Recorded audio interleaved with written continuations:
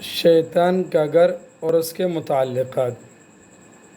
حضرت ابو امامہ رضی اللہ تعالیٰ عنہ راوی ہے کہ رسول اللہ صلی اللہ علیہ وسلم نے ارشاد فرمایا کہ جب ابلیس زمین پر آنے لگا تو اس نے اللہ تعالیٰ سے عرض کیا، اے پروردگار، تو مجھے زمین پر بھیج رہا ہے اور راندہ درگار کر رہا ہے، میرے لیے کوئی گھر بھی بنا دے۔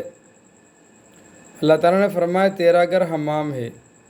اس نے عرض کیا، میرے لیے کوئی بیٹھک مجلس بھی بنا دے۔ فرمایا، بازار اور راستے تیری بیٹھک ہے۔ عرض کیا، میرے لیے کانا بھی مقرر فرما دے۔ فرمایا، تیرا کانا ہر وہ چیز ہے جس چیز پر اللہ کا نام نہ لیا جائے۔ عرض کیا، میرے پینے کے لیے بھی کوئی چیز مقرر کر دیجئے۔ فرمایا، ہر نشہ آور چیز تیرا مشروب ہے۔ عرض کیا، مجھے اپنی طرف بلانے کا کوئی ذریعہ بھی عنایت فرما دے۔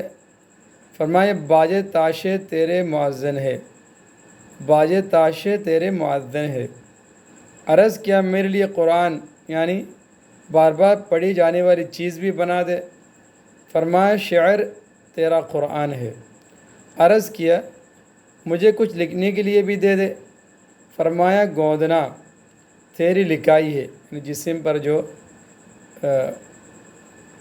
جسم کی کھال پر جو گودنا کال پر جو لکھی جاتی ہے رنگ وغیرہ بھر کر، اس کو گودنا کہتے ہیں۔ عرض کیا، میرے لیے کلام بھی مقرر فرما دے۔ فرمایا، جھوٹ تیرا کلام ہے۔ عرض کیا، میرے لیے جال بھی بنا دے۔ فرمایا، عورتیں تیرا جال ہے۔